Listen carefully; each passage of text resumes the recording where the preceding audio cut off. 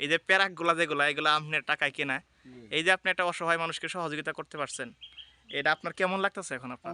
দ্বিতীয় পর্যায়ে আমাদের রহিমার ঘর স্থাপনের জন্য সার্বিক কাজ করছি। আমরা সামনে আরও এরকম কাজ করার জন্য আমরা আগ্রহ প্রকাশ করছি। যারা সমাজবিত্ত শালা আছেন তারা সকলেই এটা সহায়তা করবেন। এবং এই ঘরের মধ্যে হচ্ছে আপনার ইয়া দিয়ে সহযোগিতা করছেন, বিশেষ করে পালাগুলা দিয়ে সহযোগিতা করছেন। এই যে আপনি একটা অসহায় মানুষকে সহযোগিতা করতে পেরেছেন, আপনার অনুভূতি কেমন লাগছে এখন?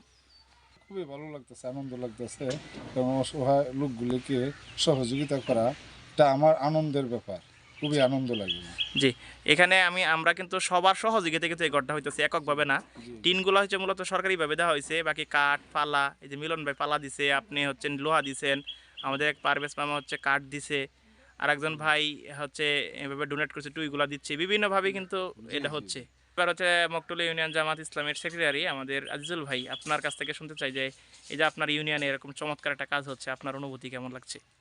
আলহামদুলিল্লাহ, আমার অনুভূতি হচ্ছে যে এইরকম সহযোগিতা আমরা যেন প্রত্যেকটা গরিব অসহায় মানুষের পাশে দাঁড়ায় করতে পারি, করলেই আমাদের আত্মা তৃপ্তি পাবে এবং প্রত্যেকটা ধনাঢ্য ব্যক্তিকে উদারত আহ্বান জানাবো এভাবে অসহায় মানুষের পাশে দাঁড়াতে। ঠিক, ধন্যবাদ আপনাদের। আপনার কাছে জানতে চাইবো, আপনি এই ঘরের মধ্যে হচ্ছে আপনার ইয়া দিয়ে সহযোগিতা করছেন, বিশেষ করে পালাগুলা দিয়ে সহযোগিতা করছেন। এই যে আপনি একটা অসহায় মানুষকে সহযোগিতা করতে পেরেছেন, আপনার অনুভূতি কেমন লাগছে এখন? আসসালামু আলাইকুম রহমতুল্লাহি বারাকাতুহু। আসলে অনুভূতি বলতে গেলে গরিবদের পাশে দাঁড়ানো এটা আমাদের সামাজিক দায়বদ্ধতা। সেখান থেকে আসলে আমাদের এগুলো কিছু সামাজিক কাজ করতে হবে, সেই উদ্দেশ্যে আর কি করা। সেটা আমাদের যে কোনো জায়গায় হতে পারে, আমাদের বাড়ি, পাশাপাশি এলাকা, আমাদের এই কাজগুলো করা আসলে একান্ত দরকার আমি মনে করি। আপনার কাছে একটু জানতে চাবো যে আপনি তো ওনাদের সাথে সফর সঙ্গী হিসেবে আসছেন, এই যে আইসা দেখলেন মকটুলাতে, এ ধরনের কাজ কি আরো করা দরকার কিনা? জি, ধন্যবাদ।